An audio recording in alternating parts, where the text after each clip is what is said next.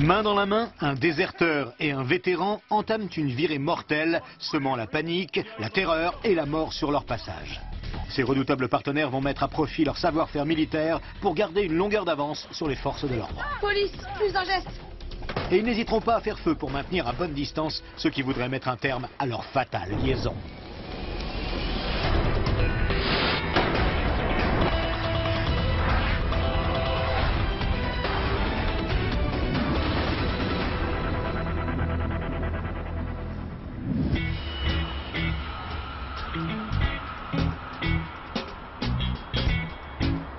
Juin 1996.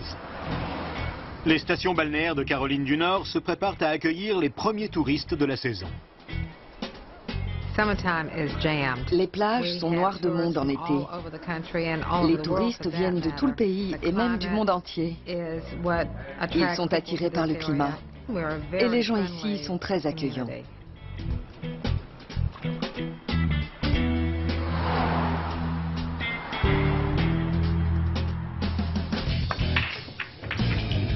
Fraîchement débarqué dans la région de Jacksonville, Tom Nelson, un jeune vétéran, s'est rapidement taillé une réputation de dur à cuire.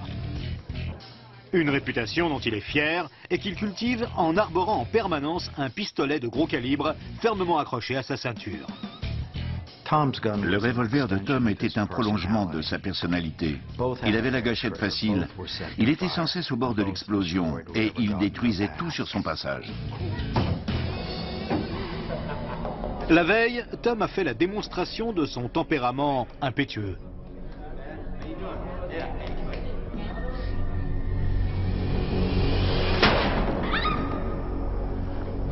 En montrant que c'est lui qui détient le pouvoir, Tom veut que les gens aient peur de lui. Tom Nelson était un forcené. Désolé mon pote. C'était un monstre, embarqué sur la voie de l'autodestruction. Tom a déjà séjourné en prison pour vol à main armée. Je déteste les flics. Il a été renvoyé de l'armée en raison de problèmes psychologiques. Il adore épater et choquer la galerie en racontant d'horribles histoires. Jamie, je t'ai raconté la fois où j'ai explosé la gueule d'un flic avec un marteau? T'as déjà cogné un flic? Carrément. Je me suis approché de lui et bam, son crâne a éclaté. C'est trop classe. Ouais. Dans un bar, Tom fait la connaissance de Jamie Chick, un marine. Lui aussi s'est façonné une image de gros dur en mâchonnant ostensiblement une balle de pistolet. Tom et Jamie semblent pousser l'un vers l'autre. Ils sont tous les deux fascinés par le pouvoir et par le chaos. Ils veulent plier le monde à leur volonté. Jamie se rend vite compte qu'il ne fait pas le poids devant Tom Nelson. Il décide alors de prendre exemple sur l'homme qu'on surnomme l'animal. Jamie Chick voulait modeler sa personnalité sur celle de Tom Nelson. Ne pars pas, s'il te plaît. Abandonné par sa femme 4 mois auparavant, Jamie Chick vient d'être contrôlé positif lors d'un test de dépistage antidrogue. Il est en passe d'être renvoyé du corps des Marines. En quelques mois, il a perdu tous ses repères. Il s'est alors engouffré dans une spirale infernale J'ai été contrôlé positif il y a quelques jours. de drogue, de violence et d'autodestruction. Aujourd'hui, Jamie fait face à une situation délicate. Il doit se rendre à Wilmington, où sa nouvelle petite amie va accoucher. Mais son véhicule est en panne et il n'a pas d'argent pour le réparer. Tom, son meilleur ami, ne comprend pas où est le problème. Je crois que j'ai la solution. On va faire une bonne équipe.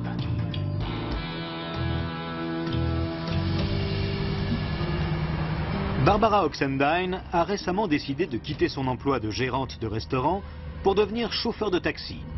Mais pour elle qui cherchait un travail sans histoire, cette reconversion est un très mauvais choix. Où je vous emmène? On va au bar qui est dans Smith Street. Ok, pas de problème.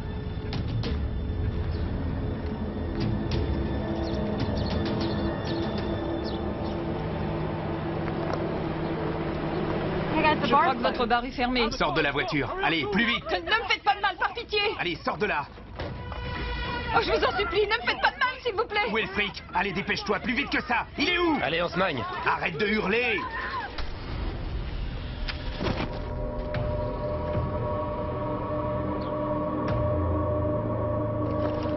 Allez, attache-lui les mains, dépêche-toi. Accélère. On la met dans le coffre. Viens, aide-moi. Barbara est inconsciente, mais toujours vivante. Les deux acolytes chargent le corps de la victime dans le coffre de la voiture On se casse. et prennent la route.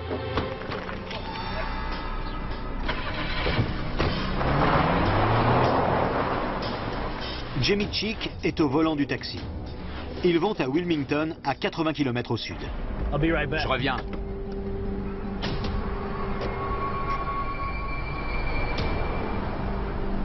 Tom Nelson achète de la bière, des rouleaux de papier et de l'essence à briquet.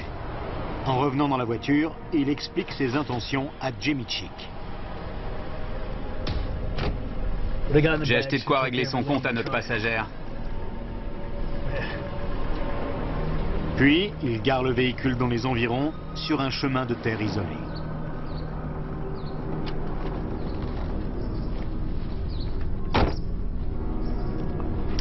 Belle journée.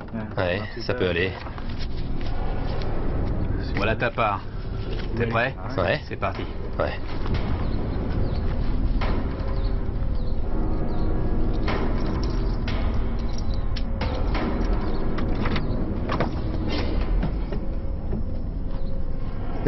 Ils étaient en train d'éprouver leur puissance, leur toute-puissance de pouvoir prendre une vie innocente sans raison particulière. C'est cette expérience qui les a rapprochés. Ils se poussaient l'un l'autre à aller toujours plus loin.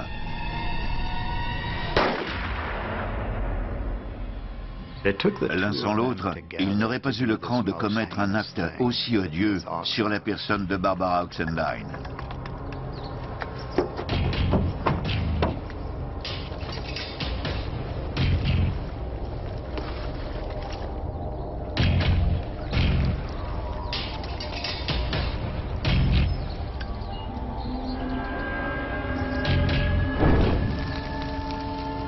Pour Nelson et Cheek, ce bûcher sert avant tout à brouiller les pistes. Barbara Oxendine n'est qu'un dommage collatéral.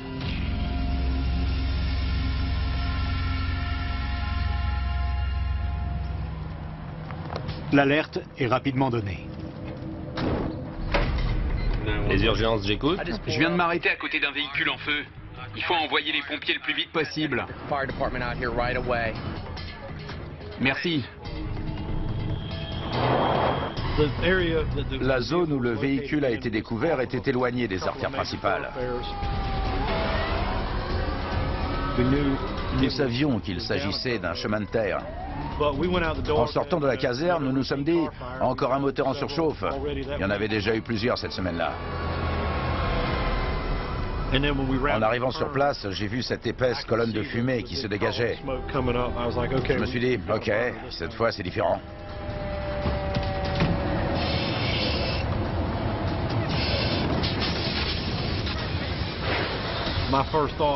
J'ai tout de suite pensé, c'est une voiture volée. Quelqu'un a mis le feu pour effacer ses traces. C'est ce qu'on appelle un feu total. L'habitacle était entièrement calciné, les pneus aussi avaient brûlé. Les chaînes de télévision locales sont déjà sur place. Nous avons appris qu'une voiture en feu avait été retrouvée et que les pompiers étaient en train de maîtriser le brasier. Mais c'est le genre de choses pour lequel nous nous déplaçons immédiatement. Santé. Santé, mon pote. Non loin de là, Nelson et Cheek fêtent l'occasion en contemplant les nuages de fumée s'élever et survoler le quartier. Excusez-moi, vous pouvez appeler un taxi? Bien sûr. Super, merci.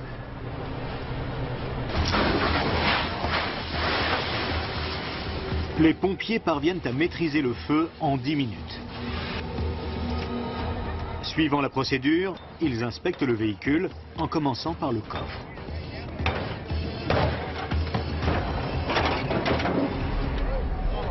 J'ai d'abord cru qu'il y avait un mannequin dans le coffre. C'était difficile de savoir s'il s'agissait d'un homme ou d'une femme. Seuls les tongs de Barbara ainsi que quelques lambeaux d'habits permettent l'identification.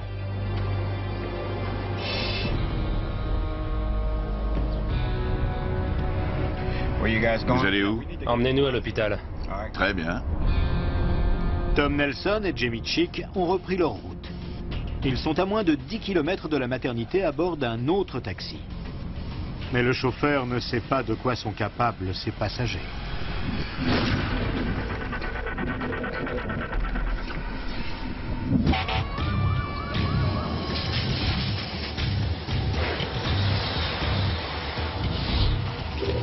Wilmington, Caroline du Nord. Les inspecteurs de la brigade criminelle et les enquêteurs spécialisés dans les incendies s'affairent autour d'un véhicule brûlé. Dans le coffre du taxi a été découvert le corps de la conductrice totalement calciné. C'est le crime le plus ignoble que j'ai jamais vu.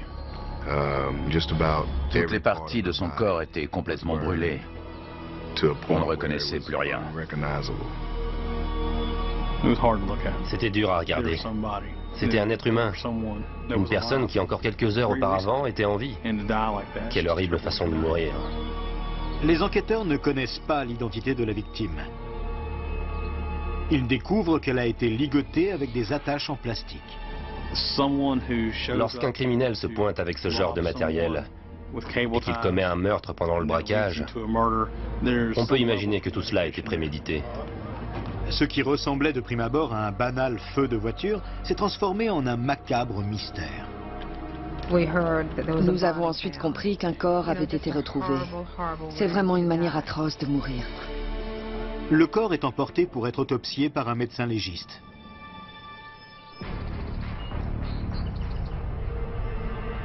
Le véhicule a été abandonné dans un endroit reculé. On imagine très bien comment ils ont pu mettre le feu au véhicule sans que personne ne les voie. Ils étaient sur un chemin de terre. En revanche, ils n'étaient pas très loin d'une zone beaucoup plus fréquentée et donc la fumée qui s'est dégagée n'est pas passée inaperçue. 2 bidons d'essence à briquet sont retrouvés. L'un sur le siège du conducteur et l'autre près de la porte du passager. Là, nous nous sommes dit que nous avions affaire à plusieurs personnes. Les assassins ont incendié le taxi dans l'espoir de faire disparaître toutes les preuves qui auraient pu permettre de remonter jusqu'à eux. Le feu avait détruit toutes les empreintes digitales à l'intérieur du véhicule.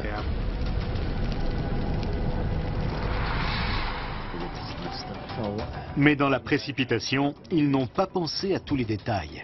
Les enquêteurs très expérimentés ne laissent pas passer le moindre indice. Les chaussures de la victime, par exemple, indiquent qu'elle a été traînée jusque dans le coffre. Il était évident qu'elle n'était pas montée dans le coffre de son plein gré. Elle avait toujours ses tongs aux pieds. Nous en avons déduit qu'il avait fallu 2 personnes pour charger le corps dans le coffre. Je crois que j'ai trouvé un truc. Une bouteille retrouvée sur les lieux du crime laisse penser que le duo meurtrier est peut-être encore dans les environs. C'est encore humide. Nous avons retrouvé une bouteille d'alcool. Elle ne devait pas être là depuis très longtemps parce qu'elle était encore couverte de condensation. Nous avons conclu que cette bouteille devait appartenir au suspect. Malheureusement, la condensation a aussi effacé les empreintes digitales qui auraient pu se trouver sur la bouteille. Les policiers parviennent à identifier le propriétaire du véhicule grâce à la plaque d'immatriculation. Une compagnie de taxi située à Jacksonville. La disparition de Barbara Oxendine, veuve et mère, n'est pas passée inaperçue. Toute la communauté des chauffeurs de taxi de la ville est à sa recherche. Personne ne l'avait vue. On ne savait pas où elle était. Quand un chauffeur de taxi sans histoire disparaît pendant plusieurs heures, c'est qu'il y a un problème et que quelque chose de grave s'est produit. Nous étions tous au volant de notre taxi et on ouvrait l'œil pour repérer la voiture de Barbara. La police annonce qu'un corps a été retrouvé et que tout porte à croire qu'il s'agit de Barbara Oxendine. C'était vraiment perturbant d'apprendre qu'une chose pareille pouvait arriver à une brave personne comme elle. Tous les matins, elle était comme un rayon de soleil. Chaque fois que je la voyais, elle était gentille, polie. « Bonjour, comment allez-vous? Tout va bien pour vous ?» C'était vraiment une femme bien. Elle s'occupait bien de sa famille et faisait tout pour subvenir à ses besoins. Barbara Oxendine était une personne franche et discrète. Mais elle était aussi très amicale et de très bonne compagnie. Elle n'avait rien fait pour mériter une mort aussi horrible. La police de Jacksonville est invitée à participer à l'enquête. Les enquêteurs découvrent que Barbara a émis un dernier appel radio vers 12h30. Dans ce message, elle disait qu'elle venait de prendre une course près d'un centre commercial dans la banlieue de Jacksonville et qu'elle emmenait les clients vers un bar. Le médecin légiste confirme, grâce aux empreintes digitales relevées sur le permis de travail de la victime, que le corps est celui de Barbara Oxendine. Nous avons découvert que la victime avait reçu une balle dans la joue droite.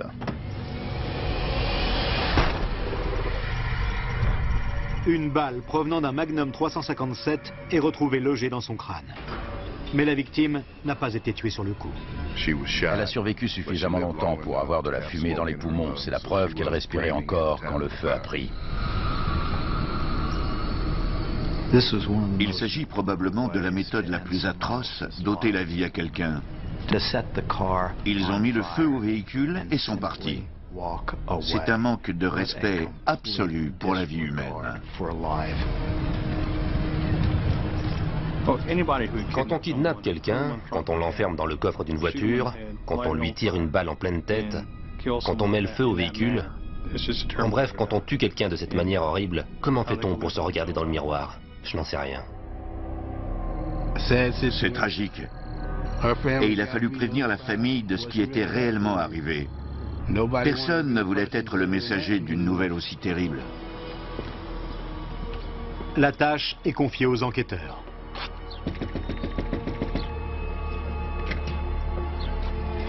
Oui. Monsieur, j'ai de mauvaises nouvelles à vous annoncer. Nous avons retrouvé le corps de Barbara. Le compagnon de Barbara, à la santé fragile, est rapidement mis hors de cause. Mais l'histoire sordide vire à la tragédie. En effet, les enquêteurs apprennent que Barbara est mère d'un garçon qui a déjà connu la souffrance de perdre un parent. Son père avait été tué lors d'un braquage dans une épicerie. Ce gamin avait perdu ses deux parents, tous deux assassinés. Toujours à Wilmington, Tom Nelson et Jamie Chick, les deux meurtriers, prennent du bon temps. Ils ont rendu visite à la nouvelle petite amie de Jamie qui vient d'accoucher d'un charmant petit garçon. L'enfant n'est pas le sien, ce qui n'a pas l'air de le gêner. Je suis vraiment contente que tu sois là. Comment vous êtes venu? On a fait du stop. Ça va? Il faut souligner l'ironie et la perversité de la situation. Ils viennent de commettre ce crime odieux et ils se retrouvent dans cette maternité en train de s'extasier devant une nouvelle vie. Et tout porte à croire qu'ils ont aussi peu de considération pour la vie de ce nourrisson que pour la vie qu'ils viennent de prendre. Jamie a entamé une relation avec une jeune femme enceinte alors qu'il était au plus bas. Le jeune soldat à la carrière militaire prometteuse venait de voir ses rêves voler en éclats. Regarde-toi! J'ai dit garde à vous! À cause d'une affaire de drogue. Tu sais ce que ça va te coûter? Pour Jamie, entrer dans le corps des Marines représentait la dernière chance de connaître une vie normale. Après une enfance marquée par la violence, il est très vite tombé dans la drogue. Tu fais honte à ton uniforme et au corps des Marines tout entier. Jamie a grandi dans un foyer brisé. Mal aimé par ses parents, il n'a connu que l'extrême pauvreté et la violence. Sa mère alcoolique l'a abandonné alors qu'il était encore très jeune, le laissant à la merci d'un père sadique.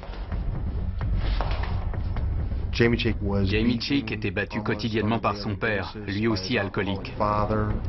C'était un sadique qui réunissait les enfants et leur demandait de lancer des dés pour décider combien de fois il allait les frapper. Pour calculer le nombre de coups de ceinture qu'il allait donner, il prenait le numéro qui sortait et le multipliait par 10. 5.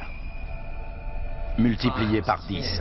Le père de Jamie était le prototype parfait du père menteur, manipulateur, violent et négligent. Je t'en supplie, fais pas ça. Jamie a tout appris de lui, et les leçons qu'il a retenues l'ont persuadé Pas multiplié par 10. que la seule chose à faire dans la vie était d'assouvir ses pulsions. Jamie a enfin trouvé quelqu'un qui le comprend. Son nouveau mentor, Tom Nelson. Jamie, viens, on sort. Deux drogués attirés par une vie criminelle. Ils étaient investis d'une mission, ils avaient la même vision du monde, ils se comprenaient parfaitement.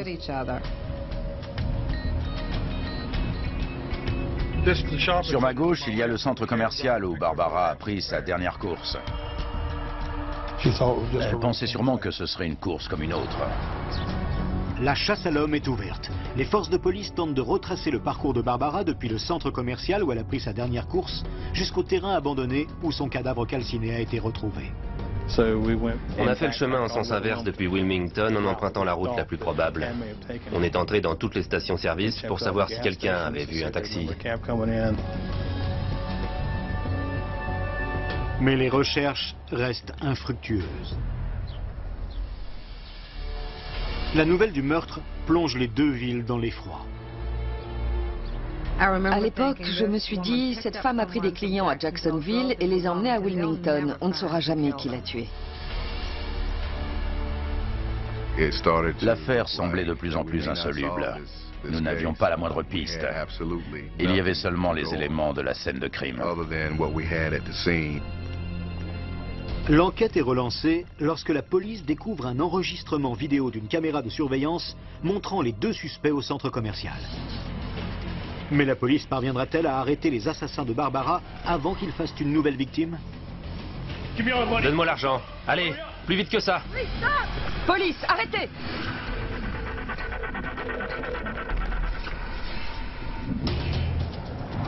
En Caroline du Nord, la police est à la recherche des meurtriers de Barbara Oxendine. Les inspecteurs viennent de mettre la main sur un film enregistré par la caméra de surveillance d'un distributeur automatique de billets. Ils ont regardé toutes les bandes et ils ont repéré les suspects alors qu'ils montaient à bord du taxi. Mais les images de mauvaise qualité se révèlent inexploitables. L'enquête a commencé il y a 3 jours et l'espoir d'identifier les tueurs s'estompe peu à peu. En général, un meurtre non élucidé dans les premières 48 heures reste à jamais non résolu. C'est au cours de cette période que toutes les pistes se dessinent. Après ça, c'est un coup de chance. Depuis le meurtre, Jamie Chick et Tom Nelson Jamie. sont restés tranquillement à l'hôpital de Wilmington. Mais conscients qu'ils doivent maintenir une longueur d'avance sur la police, ils décident de remettre le cap sur Jacksonville. C'est le frère de la petite amie de Jamie qui doit les conduire. On doit se tirer d'ici. Je vais devenir dingue. On vient d'arriver. On va se faire encore un peu d'argent. D'accord, on y va. Super. Ma chérie, Ça va? on doit sortir faire une course. D'accord. Tout va bien? T'es sûr?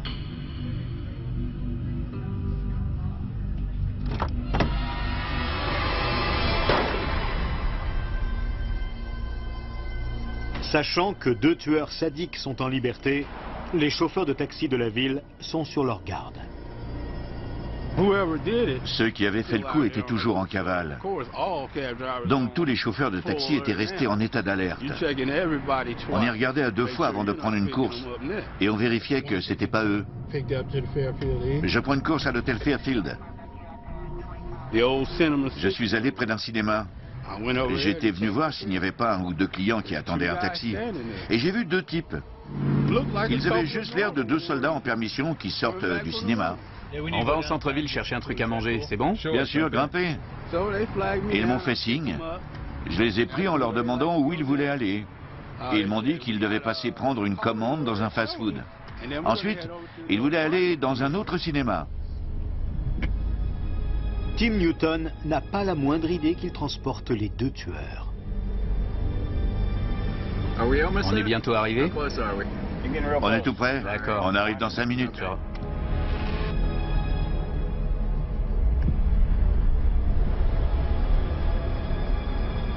On est arrivé.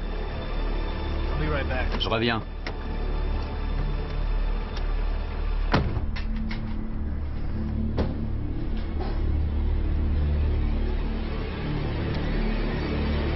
La caisse! Plus vite que ça! Pour tuer le temps, Jamie Chick pose quelques questions au chauffeur de taxi. Vous avez entendu qu'une femme qui conduisait un taxi a été tuée? Oui. Il m'a demandé si j'avais entendu parler du meurtre à Wilmington. Il voulait aussi savoir si la police avait une description des suspects. Je l'ai envoyé balader. Je n'aime pas parler de ce genre de choses avec les clients. Allez, dépêche-toi, tout l'argent! Allez, allez, allez, je te donne 5 secondes, plus vite! Prenez tout. Prenez.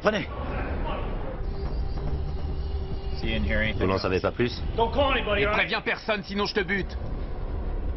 Je sais que la police ne sait pas ce qui a pu se passer. Ils recherchent toujours le type qui a fait ça. Sors de la voiture. Allez, allez, active-toi. Je n'ai rien pu faire. J'aurais pu me battre, mais j'ai vite compris à qui j'avais affaire. Et c'est là que j'ai réalisé qui étaient vraiment ses clients. C'est les types qui ont tué Barbara. Allez, sors de là. Bouge. D'accord. Bouge. Bouge. D'accord, mec. Recule. Allez, Jamie, on fout le camp. Heureusement, une voiture de police patrouille dans les environs. Ils ont volé mon taxi. Un de nos hommes est arrivé sur place immédiatement et a tenté d'arrêter les suspects. Accélère, allez. Avance. Tom, la police. Je vais arranger ça. Ils ont tiré dans les vitres du taxi pour tirer sur les policiers. Je me souviens que je me suis dit, plusieurs personnes vont mourir sur ce parking. Et puis tout à coup, le taxi s'est arrêté net et boum, les deux portières se sont ouvertes. Police, arrêtez-vous! Police, plus un geste. Comme il y avait de nombreuses personnes, les officiers n'ont pas pu ouvrir le feu. Police, arrêtez-vous! Coup de feu! Les fugitifs se séparent et disparaissent dans la nuit. Une fusillade était inconcevable. Bien sûr, Jacksonville est une ville où vivent de nombreux militaires. Ici, beaucoup de personnes portent une arme et des crimes sont commis avec ces armes, mais jamais à cette échelle. Il y a entre Tom et Jamie une émulation malsaine, alimentée par leur besoin perpétuel d'excitation, leur soif de sensation, la prise de risque. Ils s'entraînent mutuellement dans une spirale sans fin, détachée de la réalité.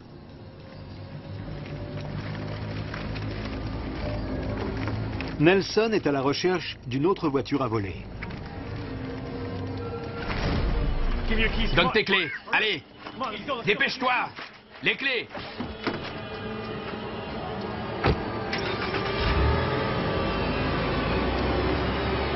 Nous ne savions pas où ils étaient. Nous avions déployé des unités aux quatre coins de la ville. Jacksonville ressemble à une zone de guerre. Des dizaines d'officiers de police sont lancés aux trousses des suspects. Les informations télévisées ne parlent plus que de la fusillade. Il y avait deux cinglés capables de tout en cavale dans la ville.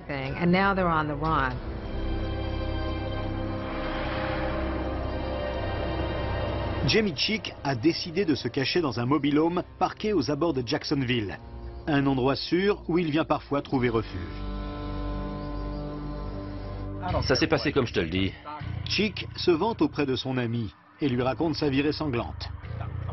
C'est un peu le préambule de sa nouvelle vie. Il veut devenir un criminel.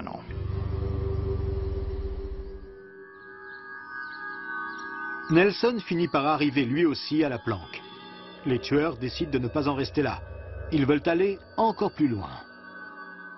Cette étape est très intéressante. Ils se sont dit qu'ils passeraient inaperçus s'ils changeaient d'apparence. Montre-moi. J'adore, ça te va bien. Mais en réalité, ils cherchent à se ressembler en se teignant les cheveux de la même couleur. On ressemble à des jumeaux, mon pote. Et c'est un moment lourd de sens dans leur relation.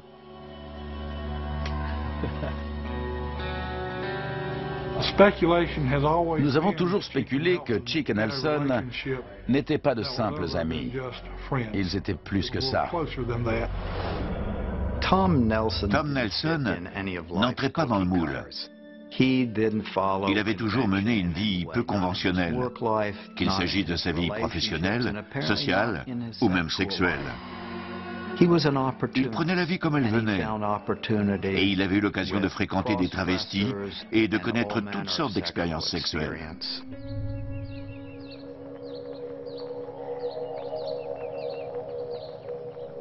Tandis que la ville grouille de policiers, Nelson et Chick décident de faire profil bas.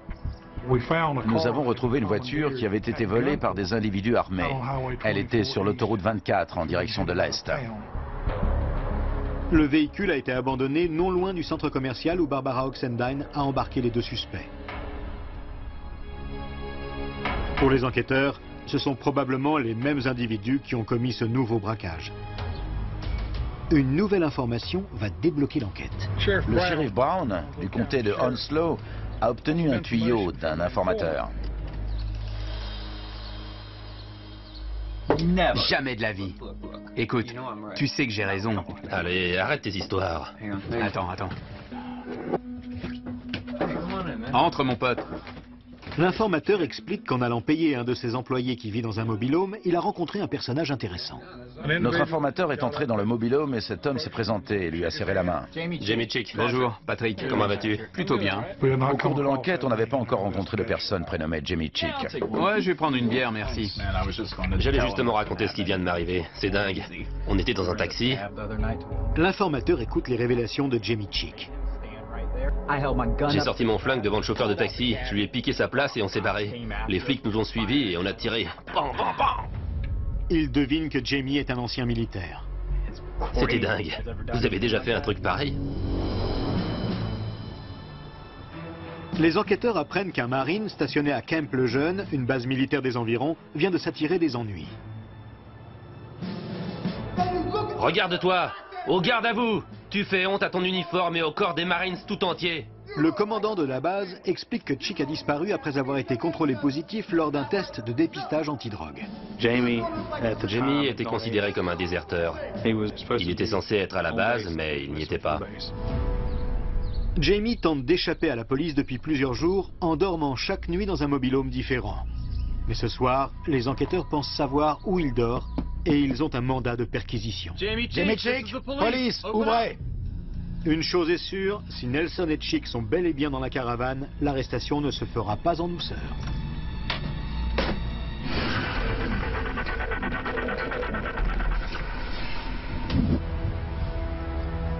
Les policiers de Jacksonville ont appris que le meurtrier qu'ils recherchent, Jamie Chick, a trouvé refuge dans un mobil-home. Jamie Chick, police, ouvrez!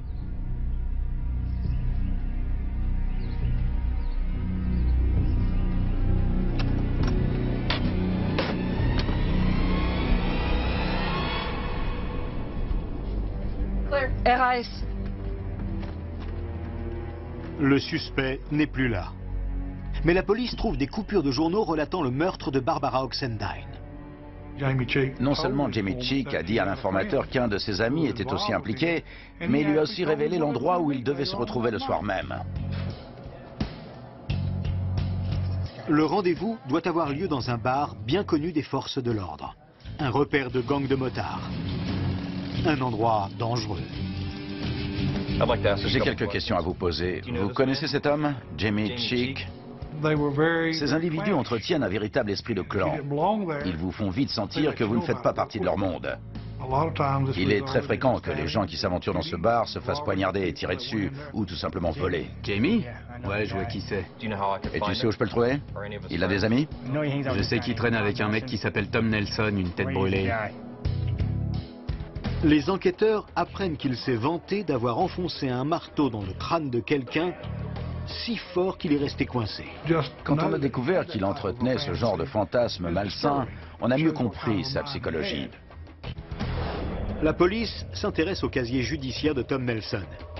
Il a séjourné en prison dans le New Jersey pour vol. Et récemment, il a été condamné à de la prison avec sursis pour vol de stupéfiants. Ancien soldat, il a reçu une rapide formation avant d'être envoyé en poste en Allemagne. Après une tentative de suicide, il est renvoyé de l'armée à cause de problèmes psychologiques. Nelson déclarait à qui voulait l'entendre que s'il se retrouvait piégé par la police, il n'hésiterait pas à ouvrir le feu.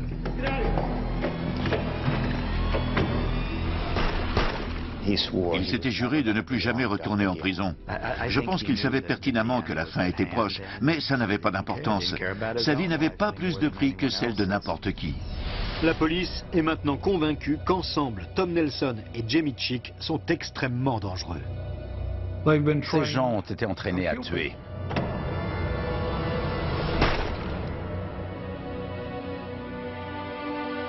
Le filet se resserre autour des meurtriers de Barbara Oxendine. Nelson et Chick ont rendez-vous dans un bar ce soir. Et la police les attend. C'est ici que ça se passe. Vous deux, allez voir à l'intérieur s'il est déjà arrivé. Nous avons rapidement réuni nos meilleurs officiers pour essayer de les appréhender. Nous savions à qui nous avions affaire. Il fallait les prendre au dépourvu. Nous comptions sur le fait que nous étions plus nombreux qu'eux. Notre plus grande crainte était qu'ils prennent des otages, et surtout qu'ils les utilisent. Des policiers en civil entrent dans le bar. L'endroit est désert. Aucune trace des suspects. Mais ils étaient intimement convaincus que les deux meurtriers n'avaient pas quitté la ville. Une première fois, et manque de justesse un officier. La poursuite commence.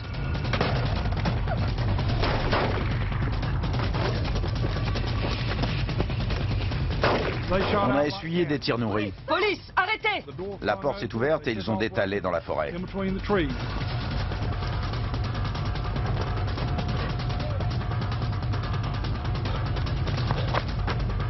Il s'est mis à genoux et s'est rendu compte qu'il ne pouvait plus résister ou s'enfuir. Nelson décide de tenir sa promesse. Tout à coup, il y a eu un silence. Et quand on s'est approché, il s'est tiré une balle en pleine tête. Tom Nelson, mort à 28 ans. Il avait dit quelque chose qui était vrai. Jamais on ne me prendra vivant. Et pour s'assurer qu'il ne serait pas pris vivant, il s'est tiré une balle dans la bouche.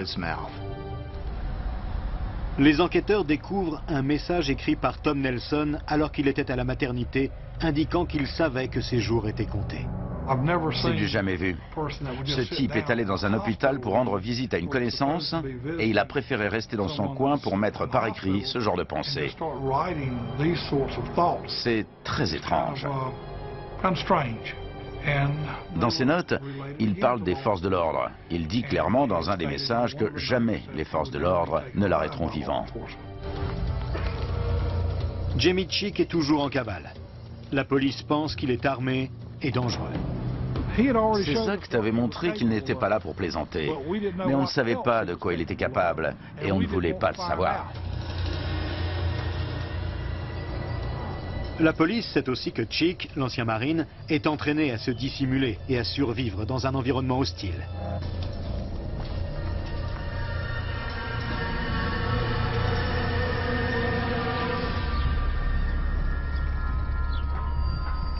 Alors que le jour se lève, le fugitif reste introuvable. Une vaste chasse à l'homme est lancée. Le couvre-feu a été déclaré dans la partie est de Jacksonville. On a fait du porte-à-porte pour nous assurer que la population avait pris la mesure de la situation. Le moindre faux pas pouvait avoir de graves conséquences. Beaucoup de gens ont eu peur, notamment parce qu'ils ne comprenaient pas la situation. Ils conduisaient leur voiture et se demandaient pourquoi 300 officiers de police quadrillaient les rues de la ville. Toutes les voitures qui quittaient la ville devaient passer au moins 2 barrages de police. On fouillait les voitures, y compris le coffre. Il fallait absolument qu'on arrête cet individu, par tous les moyens possibles.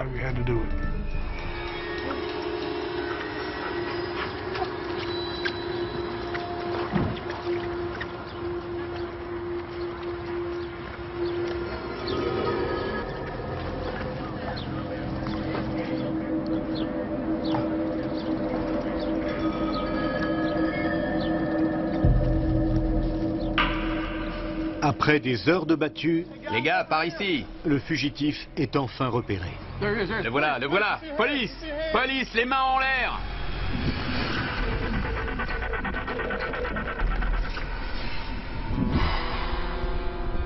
Jacksonville, en Caroline du Nord. 8 jours après le meurtre de Barbara Oxendine, Les gars, par ici. Jamie Chick est enfin débusqué. Vous portez une arme? Non, j'ai rien.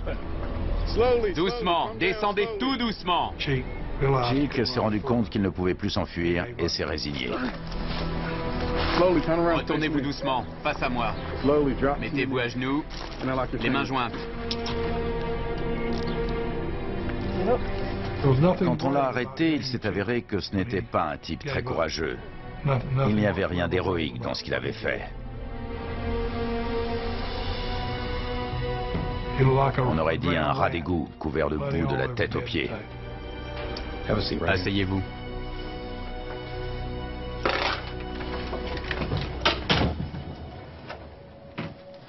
Une fois au commissariat, un des enquêteurs pense avoir trouvé le moyen de le faire parler. Jamie, t'es dans un sale état. Qu'est-ce que t'as fait ces derniers jours? Parle-moi de Wilmington. Il a tenté un coup de bluff. Il lui a parlé de Wilmington. Jamie a commencé à douter. Alors il lui a dit, « Tu sais qu'on a un enregistrement vidéo de toi au centre commercial ?»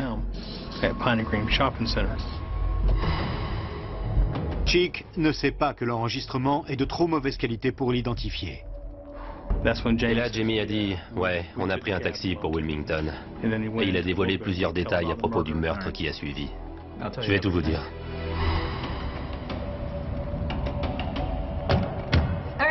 Où je vous emmène? Une fois dans le taxi, Tom a dit, « On va dans un bar qui s'appelle Friends. » Il s'agit d'un bar gay. Mais une fois arrivé, le bar était fermé. Je crois que votre bar est fermé. Sors de la voiture, plus vite que ça! Tom lui a dit de ne pas hurler, de ne pas faire de bruit. Ils allaient lui prendre son taxi. Jamie, tu ne le sais peut-être pas encore, mais Tom est mort. Jamie Chick essaie de faire porter le chapeau à son complice. Il affirme qu'il a agi uniquement parce qu'il avait peur de Tom Nelson. Quand Tom est en colère, il n'y a pas intérêt à le contrarier. Allez, dépêche-toi! Ferme-la! Arrête de hurler!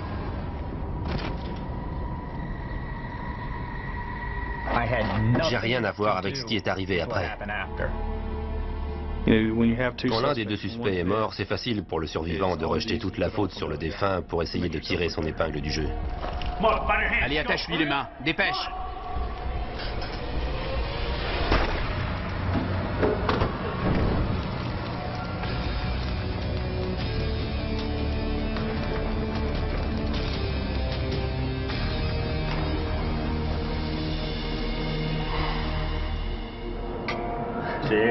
À ta santé.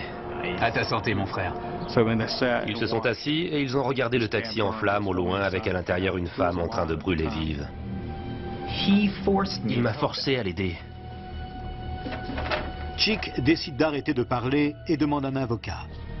Il est immédiatement placé en détention. Les analyses balistiques permettent d'affirmer que le revolver de Tom Nelson est bien l'arme du crime.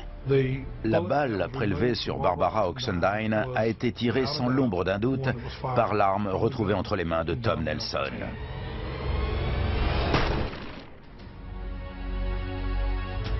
Jamie Chick est inculpé de meurtre avec préméditation, de kidnapping et de vol à main armée. Le procès commence.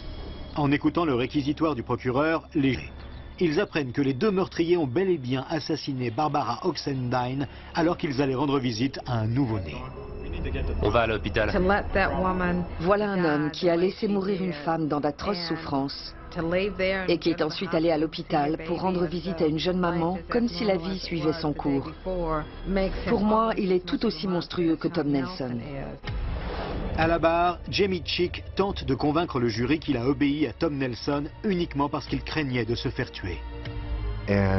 Et comme l'a dit l'avocat, ça faisait de lui un lâche, mais ça ne faisait pas forcément de lui un meurtrier. La défense de Jamie Chick affirme qu'il n'existe pas suffisamment de preuves matérielles impliquant Chick dans le meurtre. Mais le ministère public met en garde le jury. Chick a eu plus d'1 an pour inventer un tissu de mensonges et rejeter toute la faute sur son partenaire décédé. Il a eu plusieurs fois l'occasion de refuser de suivre Tom Nelson. Mais ils étaient complices. C'est aussi simple que ça. En juin 1997, le jury déclare l'accusé coupable de tous les chefs d'accusation. Chick est condamné à mort. Jamie a fondu en larmes et n'a cessé de répéter « Je n'ai tué personne ». Les jurés étaient convaincus qu'il s'agissait d'un meurtre vraiment atroce. Absolument atroce. Et que toutes les personnes impliquées, de près ou de loin, méritaient la mort. La réunion de ces deux individus ne pouvait que conduire à un désastre. Nelson était le détonateur et Chick l'explosif. Sors de la voiture, allez, plus vite! Tim Newton est conscient qu'il a bien failli être la seconde victime des meurtriers. Tire-toi, tire-toi! Personne n'avait jamais dégainé une arme devant moi. C'est un petit miracle qu'il n'y ait eu qu'une seule victime. Je crois que tous les chauffeurs de taxi ont commencé à faire plus attention et ont gardé l'œil rivé sur le rétroviseur après cet incident. Ces deux odieux personnages, ces dégénérés, ont contemplé le spectacle de cette femme en train de mourir et n'ont pas levé le petit doigt.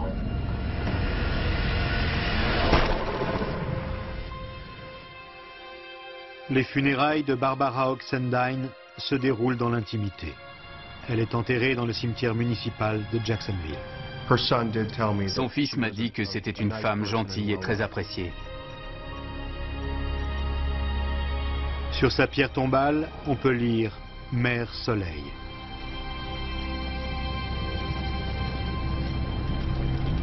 Les raisons qui ont poussé les deux meurtriers à commettre ce crime restent mystérieuses. S'agissait-il simplement de gagner un peu d'argent pour leur prochaine dose de drogue? Donne-moi l'argent, allez plus vite! Ou l'explication est-elle plus complexe et plus sombre? Pourquoi ont-ils fait ça? C'étaient deux monstres qui n'avaient pas le moindre respect pour la vie humaine. Je ne vois que cette explication. Cheek fait appel à la Cour suprême de l'État. En 2010, un juge fédéral commue la sentence. La peine de mort se transforme en peine de prison à vie. J'ai parlé à Jamie et à des gens qui ont connu Jamie et Tom. Apparemment, ils avaient eu des relations sexuelles. Les attaches en plastique que Nelson a utilisées pendant le meurtre provenaient du sac à malice de Tom Nelson, comme l'appelait sa petite amie. Jamie a cru qu'elles avaient été achetées dans un sex shop. C'est ce qu'il a dit au cours de l'interrogatoire. Je lui ai demandé « Comment tu sais ça ?» Il m'a dit « Je le connais bien. » Eh bien, parle-moi de lui. Et Jamie m'a répondu « Tom aime les trucs pervers, les trucs sexuels, homosexuels, les trucs comme ça. C'est ça qu'il aime. » C'est le résultat de la rencontre de deux personnes qui n'auraient jamais dû se rencontrer. Tom Nelson et Jamie Cheek présentaient de nombreux aspects caractéristiques des sociopathes. Les sociopathes ont deux composantes profondément enracinées et inébranlables. D'abord, ils ont une attitude désinvolte et un grand mépris de la vie d'autrui. Et ensuite, cette attitude se traduit par des comportements transgressifs qui enfreignent et violent la loi. Ils ont chacun trouvé le catalyseur parfait. Une liaison fatale s'est formée entre eux, et de cette alchimie est né un tourbillon de chaos et de brutalité.